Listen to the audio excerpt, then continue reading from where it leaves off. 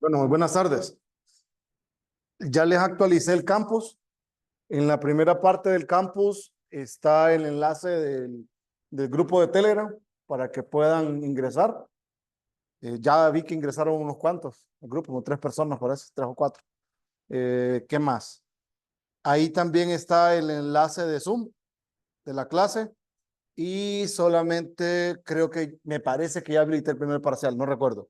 Los recursos que aparecen en el campus, para más o menos explicarles, esos no reemplazan la clase diaria, ¿estamos? Eso solo es apoyo, nada más, eso es lo único.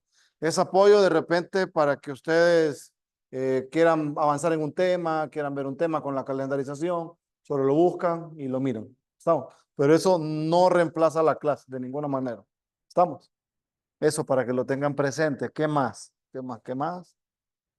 Le comentaba al compañero, yo acostumbro a que luego ustedes, cuando ya terminan las adiciones, yo les asigno el número de lista, que depende de lo que aparezca en registro, ¿verdad? Y ahorita en estos días, que mientras estén las adiciones, pueden firmar donde gusten.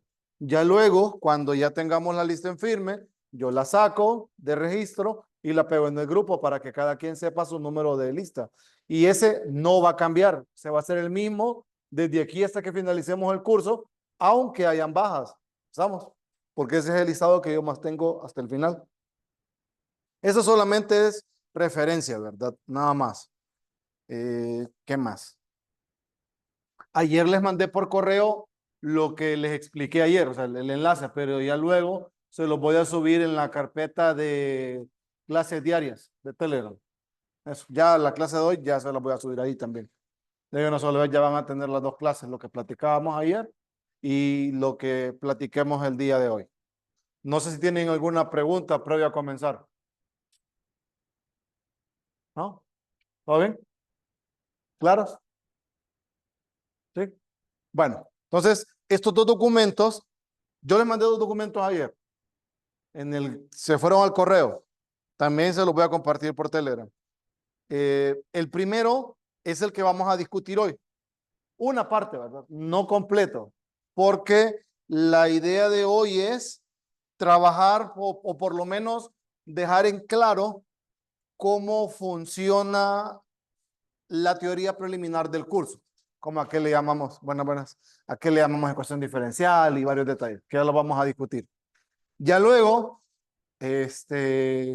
aparece lo que es la solución para ecuaciones diferenciales de primer orden, pero ahí es donde arrancamos con la parte práctica. Entonces, eso pues lo vamos a hacer hasta que nos volvamos a ver, porque lo veo hoy y de ahí pues otra vez vacaciones. ¿Son cuántos? 4 días, no, vamos a ver. 5 días, ¿verdad? Mañana no los miro. De ahí, sábado, domingo, tampoco. Lunes y martes, miércoles. Bueno, pues, vamos a comenzar. Pues sí les voy a dar trabajo para que aprovechen esos 5 días. No obligatorio, sino es más que todo para que no sean aburridos. Bueno, lo primero es definir qué es una ecuación diferencial. Por ejemplo, de álgebra nosotros manejamos el concepto de ecuación como cuando estamos comparando dos expresiones, ¿sí? Y las expresiones algebraicas, ¿por medio de qué se comparan? ¿Qué usan para comparar una expresión con otra en álgebra? ¿Qué utilizan? ¿Qué símbolo utilizan para comparar? Un signo igual. ¿Estamos? Entonces, eso realmente es una ecuación. ¿Qué tiene? Comparación de dos expresiones algebraicas usando una igualdad. ¿Qué tienen las expresiones algebraicas? Tienen números, variables y listo. Y esas son ecuaciones. Y ahí no hay más. Ahora, cuando nosotros le damos apellido y le decimos ecuación diferencial o hablamos posteriormente ecuación integral o vamos a hablar de una ecuación integro diferencial, ahí ya se involucra, aparte de lo que les mencioné de ecuación, algo más. En el caso de las ecuaciones diferenciales, nosotros le agregamos derivadas. ¿Estamos? O sea, vamos a comparar dos expresiones a través de una igualdad y que dichas expresiones contienen números, variables y sobre cualquier otra cosa, derivadas. Entonces, eso en palabras simples es una ecuación diferencial. Y eso es lo que vamos a estar trabajando nosotros a lo largo del curso. Pero en el mundo infinito de las ecuaciones diferenciales, no las trabajamos completamente. Y es ahí donde vamos a empezar a darle forma a la clase. Entonces, según SIL, dice, una ecuación diferencial es cualquier ecuación que contiene las derivadas de una o más variables dependientes con respecto a una o más variables independientes. Entonces, esa es la definición más formal y más general que nos puede dar Denis SIL. Luego, SIL nos ayuda a clasificar las ecuaciones diferenciales en tres grupos o de tres maneras. La primera manera es su clasificación por tipo. Si recordamos, nosotros en cálculo 1 trabajamos un tipo de derivada. ¿Cómo le decíamos? Las derivadas en cálculo 1. ¿Quién se acuerda? Vaya, las de cálculo 2. En cálculo 2, ¿qué tipos de derivadas trabajábamos? ¿Vale? Parciales. Entonces, en cálculo 1, nosotros no trabajábamos las parciales, pero ¿cómo se llamaban esas derivadas que eran respecto a una sola variable? ¿O cómo les decían? ¿No se acuerdan? A esas se les llama ordinarias. Y ahí viene la clasificación por tipo. Tenemos dos tipos de derivadas. Derivadas ordinarias, derivadas parciales. Diferencias básicas. Con respecto a cuántas derivadas calculaban ustedes en cálculo 2. En cálculo 2, ¿qué tipo? Para llamarle parcial, ¿con cuántas derivadas o con cuántas variables trabajaban al momento de derivar? Más de 2 o más de una. ¿Estamos? Entonces, cuando estamos trabajando con más de una variable independiente, se le llama derivada parcial. Y cuando estamos trabajando con una variable independiente, se le llama ordinaria, como en cálculo 1. Entonces, la clasificación, nosotros la vemos así. En ecuación diferencial ordinaria, que es esto de EDO, y ecuación diferencial parcial. Diferencia que en una ecuación diferencial ordinaria vamos a tener la derivada de una o más variables dependientes con respecto a una independiente. Y en el caso de una ecuación diferencial parcial, vamos a tener derivadas de una o más variables dependientes con respecto a una o más variables independientes. Ahí el nombre. Nosotros en nuestra clase solamente trabajamos con las ordinarias. Entonces, ya nuestra ecuación diferencial se llama ecuación diferencial ordinaria. Listo. La segunda clasificación es por orden. El orden, sin importar, ¿verdad? Si es parcial o es ordinaria, corresponde a la derivada mayor.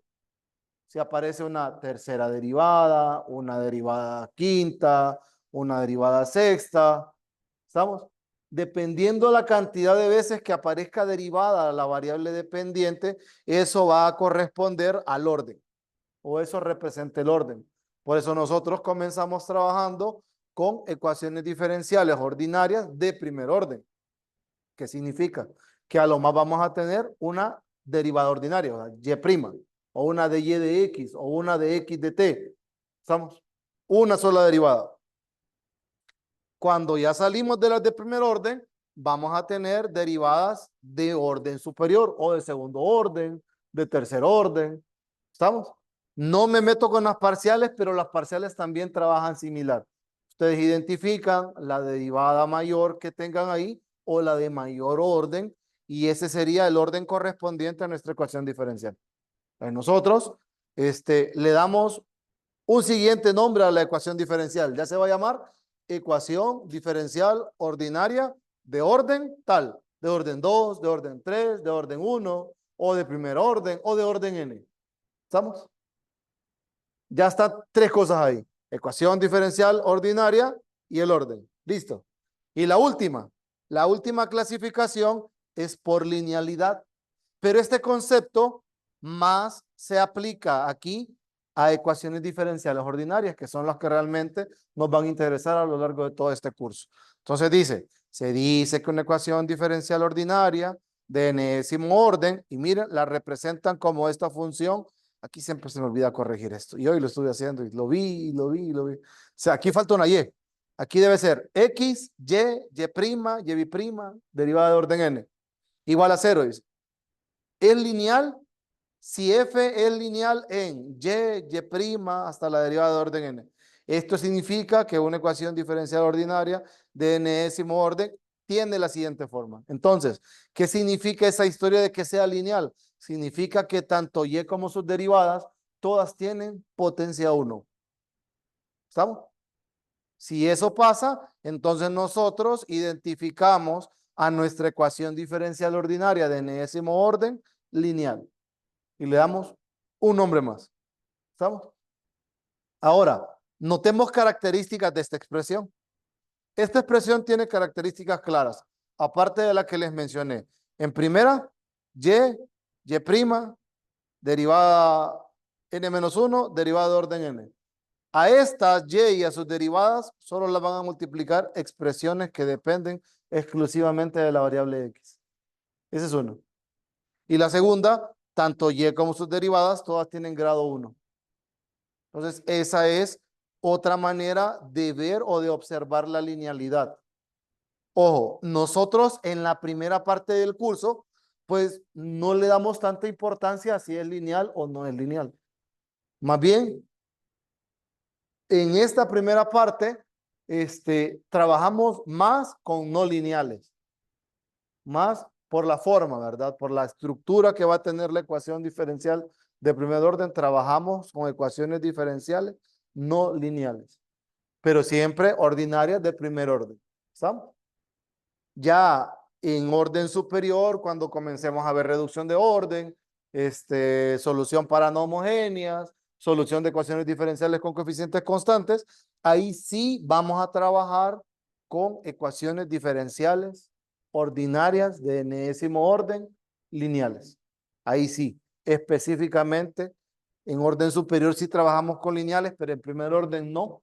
Por esa razón, primer orden es un poquitín más especial que las de orden superior. Las de orden superior vienen siendo así como más metódicas. Quizás los procesos son un poco más largos, pero ya están más estructurados.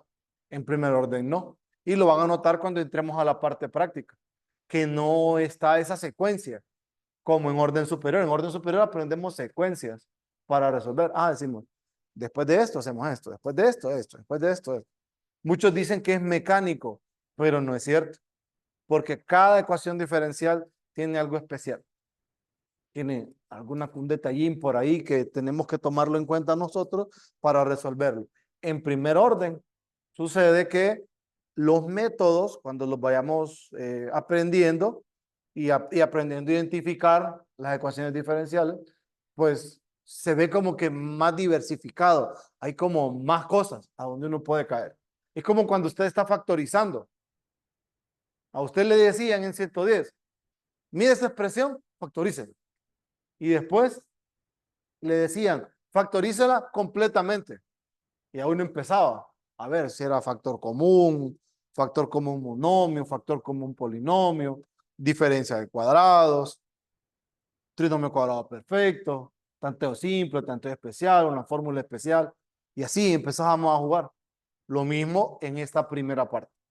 Si cuando empecemos a ver las ecuaciones diferenciales, vamos a empezar a aplicar métodos y a empezar a identificar qué tipo de método le podemos aplicar. ¿Check? Entonces, hasta aquí lo que es la clasificación. Ya saben, de aquí en adelante nosotros tenemos ecuaciones diferenciales ordinarias de enésimo orden lineales. ¿Qué más tenemos por aquí? Aquí pues menciona lo que les comentaba. Luego, ¿qué vamos a buscar a lo largo del curso? Nosotros a lo largo del curso vamos a buscar una solución. ¿Pero qué es esa solución? Por ejemplo, ¿cómo saben ustedes que la solución para la ecuación 3x más 1 es igual a 0 es menos un tercio? ¿Cómo saben que esa es la solución? ¿Estamos? Eso. Sustituimos el número, S menos un tercio, en la variable. ¿Y qué debe dar, dijo? 0. Eso tiene un nombre bien elegante. Eso dice, se reduce la ecuación a una identidad. Porque eso es lo que hacemos. Venimos, tomamos la X, lo introducimos, hacemos el álgebra, y luego ¿qué pasa? Cuando simplificamos nos queda 0 igual a 0. Bueno, entonces eso es reducir una ecuación a una identidad. Para nosotros que estamos trabajando con ecuaciones diferenciales ordinarias, de enésimo orden, lineales, la historia es similar. Fíjense, dice, toda función phi definida sobre un intervalo, ya vamos a hablar de este intervalo, y que posee al menos n derivadas continuas sobre y que al ser sustituida en una ecuación diferencial ordinaria de enésimo orden, reduzca la ecuación a una identidad, se dice que es una solución de la ecuación sobre el intervalo. Recuerden, como estamos trabajando con derivadas, claramente la función tiene que tener derivadas, porque de nada nos sirve una función que no tenga derivadas. Porque si usted deriva esa función y no tiene, ¿qué va a calcular? ¿Qué va a reemplazar? Nada, pues tiene que ser una función que tenga al menos la cantidad de derivadas que corresponden al orden de la ecuación diferencial. Por eso dice,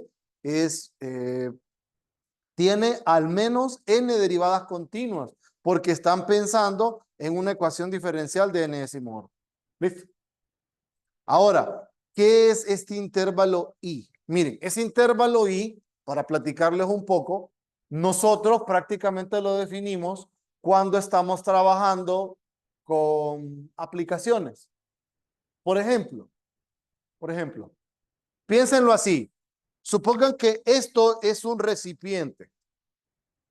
Este recipiente aguanta 50 litros. Listo. Yo tengo 20 litros. Aquí adentro ya, hay 20 litros. 50, ¿va? 50 ya tengo 20. ¿Sí? Esta cosa se está llenando. Se está llenando. No estoy pensando en que va a salir. Está sellado. ¿Cuánto tiempo duraría la función o tendría sentido la función que me está modelando el llenado del recipiente? Si están entrando 2 litros por minuto. ¿Me siguen? Están entrando 2 por minuto. ¿Sí? Hay 50 de capacidad. Hay 20. ¿Cuánto tiempo cuánto tiempo tendría sentido la función que describe el llenado de esto? ¿Cómo lo pensarían eso? Eso es de 110. ¿Cómo lo pensarían? ¿Cuánto le falta para llenarse? 30. Y están entrando 2 por minuto, les dije, ¿va? Ajá. ¿Cuánto? 15 minutos. ¿Ese es lo que duraría la función? Bueno, ese es el intervalo I.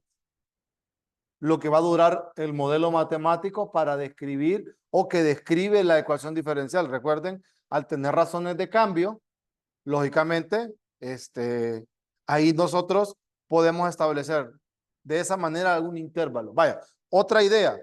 Supongan que esto es una taza. Sí, va. Qué bien sería. Que esto es una taza y que tiene café. Ahora, si yo vengo y tengo la taza aquí, ¿qué le va a pasar al café? ¿Se va a calentar? Depende, ¿va? Si tiene una hornita ahí. Pero no, no hay hornita, solo está la taza. Vamos a verlo aquí. ¿Qué le va a pasar al café que va a estar dentro de la taza? Se va a enfriar, se va a calentar, se va a mantener la temperatura. Es una taza abierta, o sea, no le pongan marca a la taza, no es de esas tazas que usted la pone hoy y mañana va a ver y ahí está caliente el café. No, no es de esas, es de las normales. ¿Qué le va a pasar al café? ¿Sí? Se va a enfriar, pero se va a enfriar para nosotros, ¿qué representaría? O sea, ¿se va a congelar el café? No. Entonces, ¿hasta dónde llega? A la temperatura ambiente. ¿Estamos? De la temperatura que tenía inicialmente, va a decrecer a la temperatura ambiente. Entonces, si mi modelo matemático o mi función está describiendo lo que tarda en llegar de donde tenía inicialmente la temperatura del café hasta la temperatura ambiente, ese lapso de tiempo, ese corresponde a nuestro intervalo I. ¿Estamos? Ojo, esto puede ser una exponencial, porque por lo general las exponenciales son las que nos ayudan a modelar temperatura. Llenado incluso puede ser una exponencial, porque recuerden, el tanque o el recipiente que teníamos no es infinito. No existen tanques, los tanques infinitos no existen. ¿Cuándo paran los procesos? Cuando se llena, si es llenado. O si es vaciado, ¿cuándo va a parar el proceso? Cuando no haya nada. ¿Estamos? El café, ¿cuándo paró el proceso? Cuando alcanzó la temperatura ambiente. Vaya, en los carros, en un arranque en frío, ¿cuándo va a detenerse o cuánto tiempo va a durar el modelo? Piensa, usted está en la mañanita, arranque el carro, ¿y qué le pasa? ¿Qué le pasa a la temperatura? Se incrementa, todo el día se incrementa y sube, o se estabiliza en algún momento. Se estabiliza, ¿va? Llega a la temperatura de funcionamiento del móvil, ¿va? ¿Estamos? Entonces la temperatura se va a mantener. E incluso los carros, recuerden, tienen mecanismos para evitar que la temperatura pase de la temperatura de funcionamiento. ¿Estamos? Eso nosotros no lo podemos controlar aquí con el café. Vaya, con los calentadores de agua funciona exactamente igual. No es que el agua va a hervir, o sea, lo va a pelar a usted, ¿verdad? Bueno, depende del calentador, pero depende cómo usted lo tenga regulado también. O las refrigeradoras, la misma historia. ¿Estamos? Entonces, ese intervalo I más depende no de la función, sino depende de lo que está describiendo la función. Pero algo que sí tenemos que tener presente es que como es una función, tiene su dominio. ¿Estamos? Y este intervalo está contenido en el dominio de la función.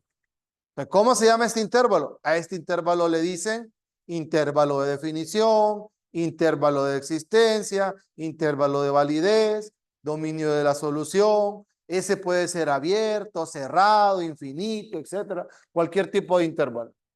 ¿Estamos? Puede estar incluso formado por segmentos, como por unión de intervalos. Puede estar formado ahí. ¿Me explico?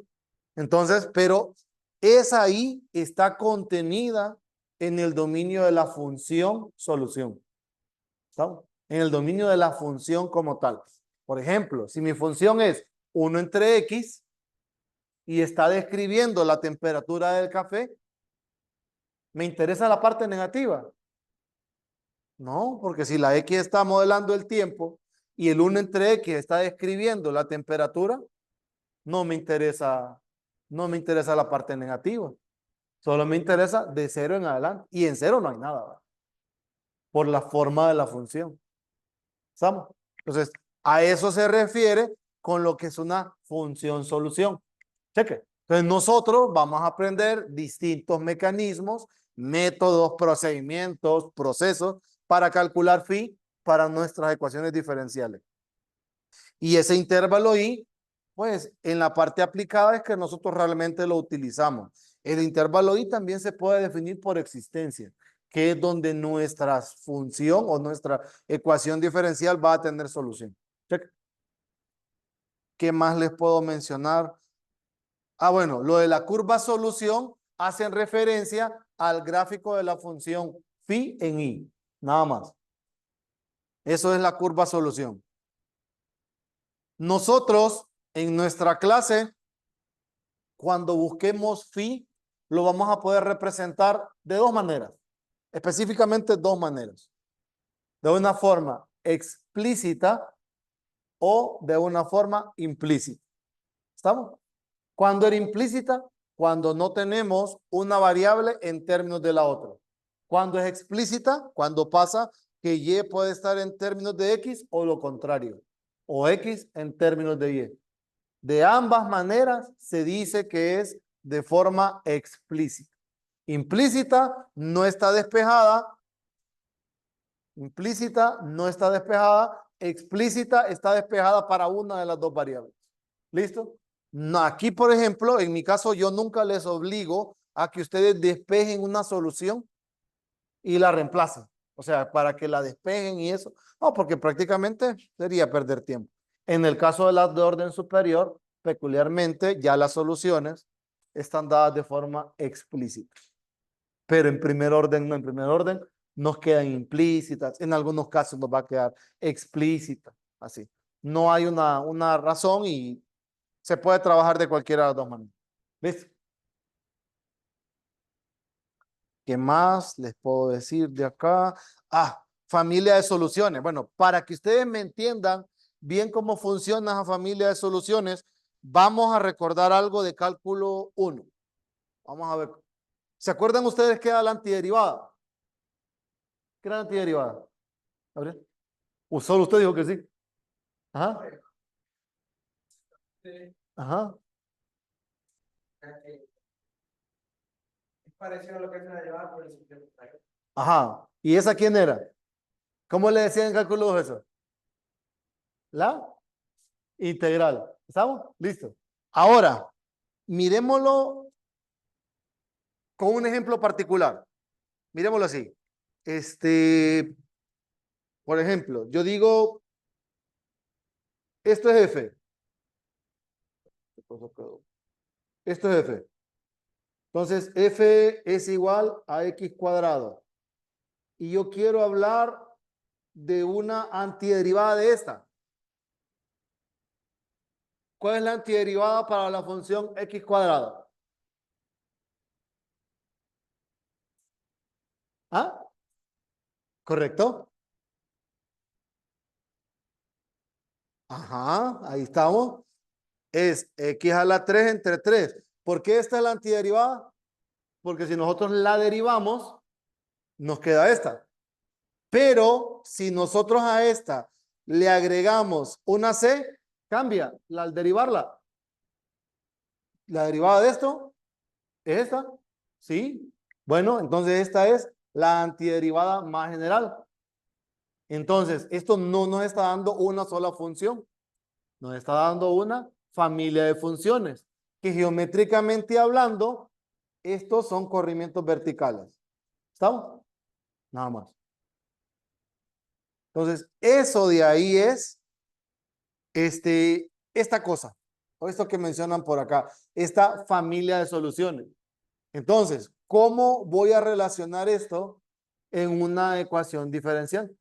Bueno, sencillo. Yo digo, la derivada de y respecto a x es x cuadrado. ¿Quién es la solución?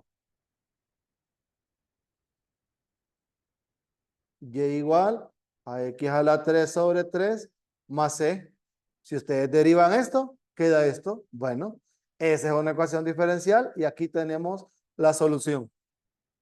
Así, sencillo. De cuando hablamos de la familia, corresponde a esto. Pero sucede que no siempre está sumándose la constante. Por ejemplo, vamos a quitar esto de acá. Eso solo es una idea. Miren esta otra función.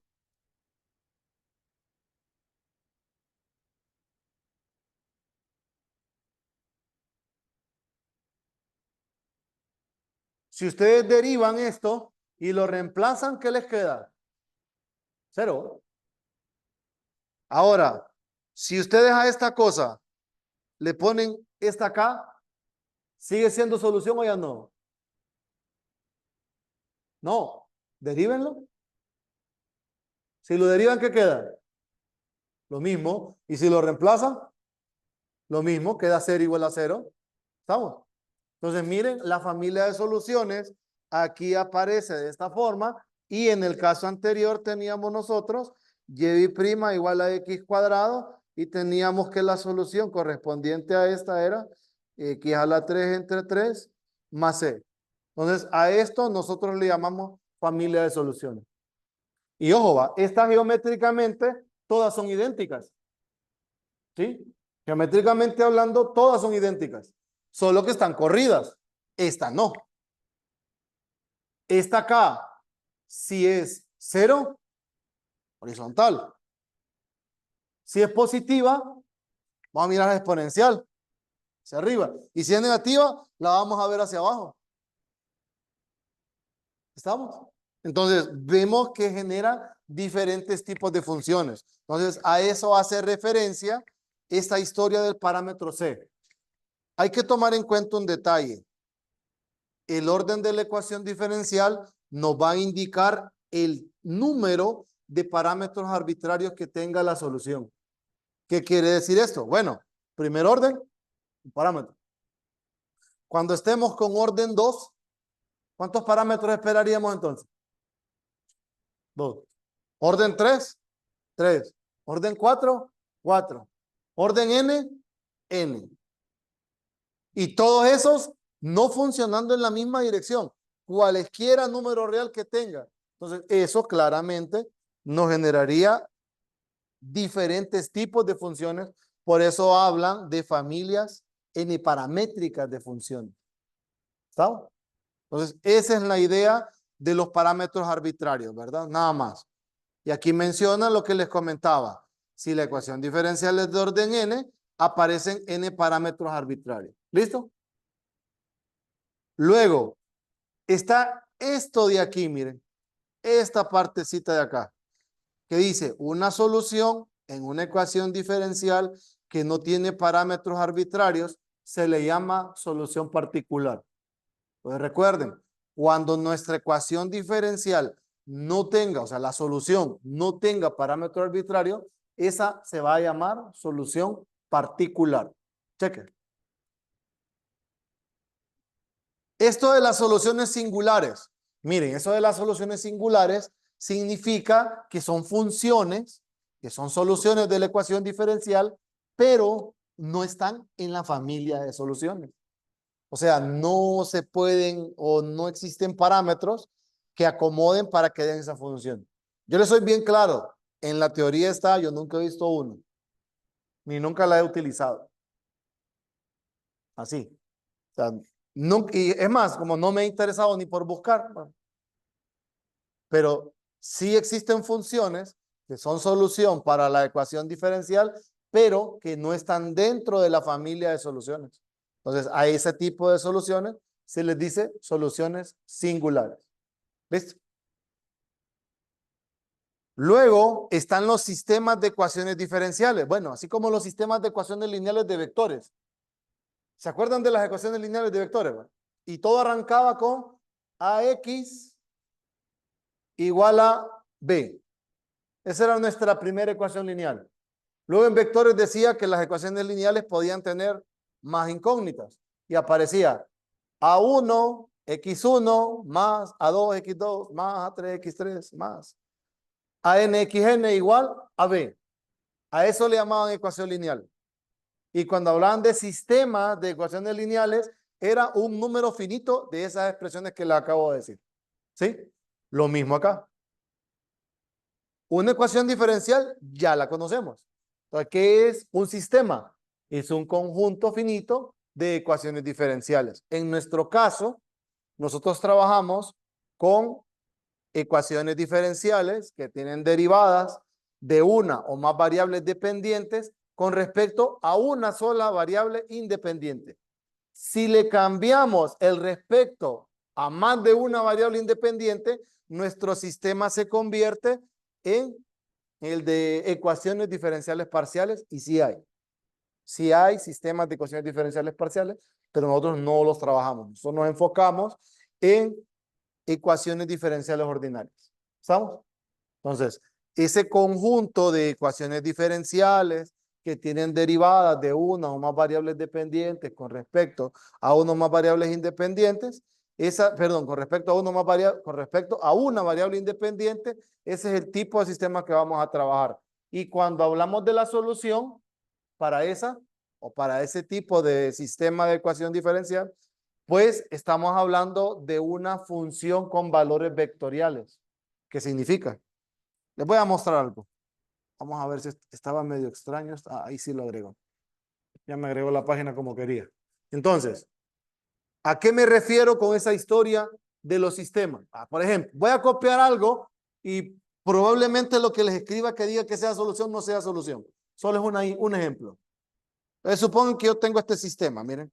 Tengo x' más 2y' menos 3y más 2x igual a e a la t. Y tenga xb' menos 3x' más 3y menos, bueno, y' más 2y más x igual a seno de t. Por decir algo. Ese es un sistema de ecuaciones diferenciales. Si notan, tengo variables dependientes x y y. ¿De quién depende? De t. ¿Qué forma va a tener la solución? La solución va a ser un vector de funciones, pero nosotros lo podemos encerrar en esto, que va a depender de t. Esto tiene dos componentes, x de t y y de t. Si se fijan, esta es una función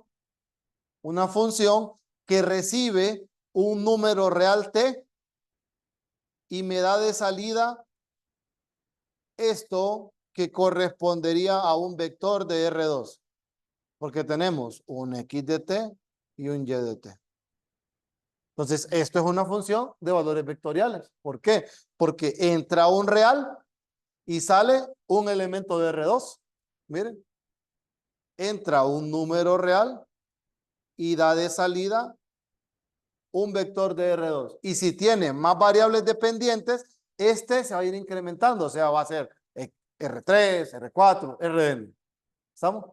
Entonces, dependiendo de la cantidad de variables dependientes que tengamos, así tendríamos nosotros la forma de la solución. Pero lo que tenemos que tener presente es que cada una de las componentes de la solución dependería de una única variable independiente. Entonces, ese es el tipo de sistemas de ecuaciones diferenciales que nosotros vamos a trabajar en nuestro curso. ¿Estamos? Y así hablando de las soluciones. ¿Alguna pregunta? ¿No? ¿Qué más? Esto. Esto es el problema de valor inicial y arranca de manera general con orden n. Entonces, ¿a qué le llamamos problema de valor inicial de enésimo orden? Le llamamos así a una ecuación diferencial que tiene n constantes que me van a permitir calcular esos n parámetros arbitrarios que van a salir. Esas n constantes o condiciones ya están establecidas. Entonces, la ecuación diferencial y estas de acá, miren, y evaluada en x sub 0, y' evaluada en x sub 0, y b' evaluada en x sub 0, me van a dar estas que se les conoce como condiciones iniciales. Estas me van a servir para calcular las n constantes arbitrarias que van a salir de acá. ¿Listo? Entonces, a eso nosotros le llamamos problema de valor inicial de enésimo orden. Aterrizándolo. Un problema de valor inicial de primer orden es esto. Es una ecuación diferencial y una condición inicial. ¿Para qué nos va a servir esa condición inicial? Nos va a servir para calcular la constante arbitraria que va a aparecer porque estamos trabajando con una ecuación diferencial de primer orden. ¿Sí? Luego, ¿qué es lo que sigue? Miren, una ecuación diferencial de segundo orden. Esta ecuación diferencial de segundo orden tiene dos condiciones iniciales. Entonces, estas dos condiciones iniciales nos van a servir para calcular las dos constantes arbitrarias que surjan de acá. ¿Listo? Entonces, en estas primeras semanas, nosotros vamos a trabajar con problemas de valor inicial de primer orden. Ya luego nos vamos a meter con los de orden 2. ¿Listo?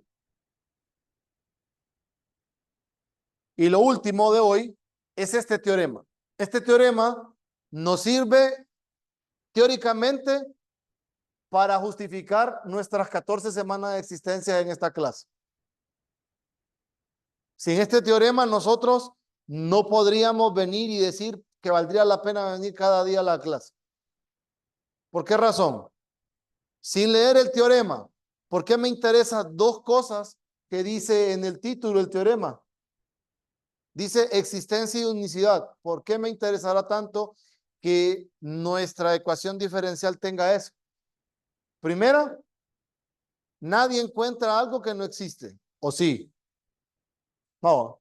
Nosotros no podemos aprender a resolver ecuaciones diferenciales si ni tan siquiera tenemos la certeza que la ecuación que tenemos de frente tiene solución.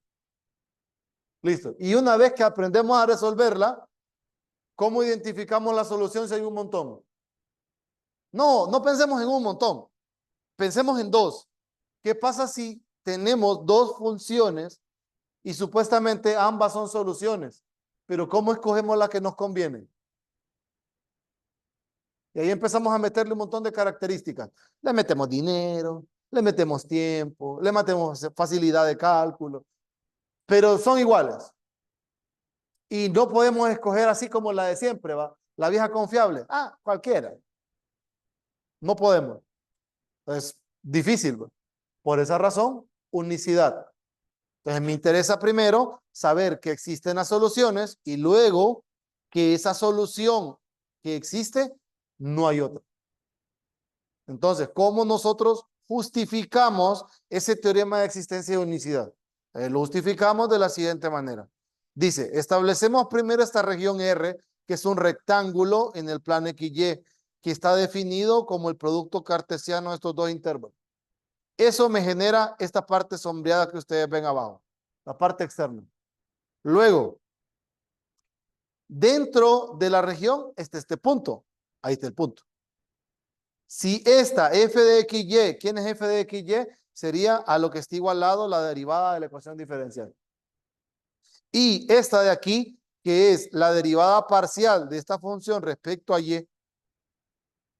Y me dice, si estas dos funciones de R2 en R son continuas en la región, entonces existe intervalo I. Miren, ahí me dan la forma del intervalo. Por eso les decía que el intervalo de existencia también lo podíamos asociar por acá. Entonces, está el intervalo que está contenido en el intervalo que hicimos nosotros, el producto cartesiano en X, o sea, esto, el I sub 0 está dentro de AB, tal que esta función Y de X única esté definida en I sub 0 y represente la solución para nuestra ecuación diferencial. Ahora, ¿cuál es la condición del teorema? Para justificar que se cumple la existencia del I sub 0 y que se cumple que existe esta función y que no hay otra. Todo gira en torno a que tenemos que verificar que f de xy y esta derivada parcial de f de xy es continua en la región. ¿Cómo probamos continuidad para una función de R2 en R? ¿Cómo lo hacían eso en cálculo 2? ¿Probaron continuidad de funciones de R2 en R en cálculo 2? ¿Cómo era la continuidad en cálculo 1? ¿Qué pedía la continuidad en cálculo 1? Pedía que existiera la imagen, ¿sí? Que existiera el límite, o sea, que los laterales fueran iguales. ¿Y qué más? Y que esos dos números que les acabo de decir sean iguales. Eso exigíamos en cálculo 1, ¿se acuerdan? En cálculo 2, para hablar de continuidad, usted dice, ¿debe existir la imagen? Sí. ¿Debe existir el límite? Sí. Y debe existir la igualdad entre esos dos valores. Pero eso en una región, que significa que para cada punto de la región se debe cumplir eso. ¿Estamos? Entonces, ¿qué pasa? ¿Qué sucede?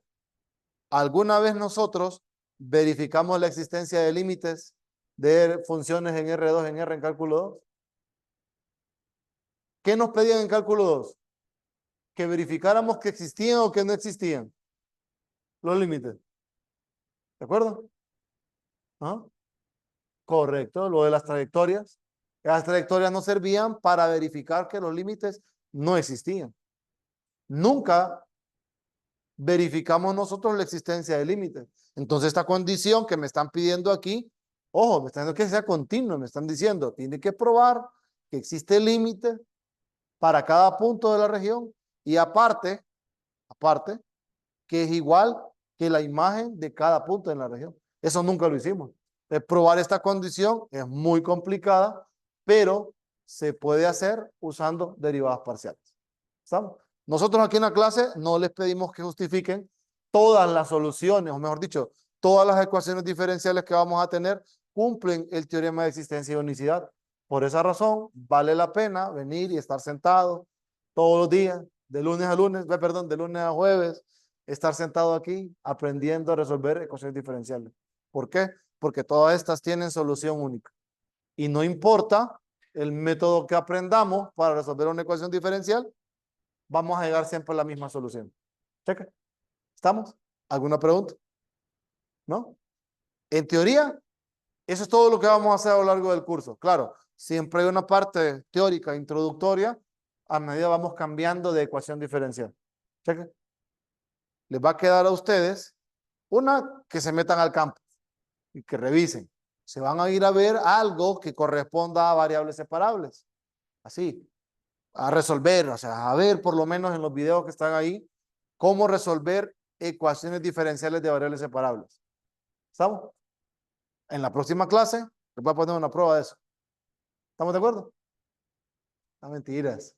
Solo se van a estudiar eso nada más. Ahí para que puedan, y el día que regresemos, miércoles, ese día yo les voy a explicar el método y vamos a hacer ejercicios. ¿Listo? Pero estudian. Cheque. Se cuidan entonces. Pasen bonito fin de semana de 5 días. Firmaron la lista todos, ¿no? ¿Sí?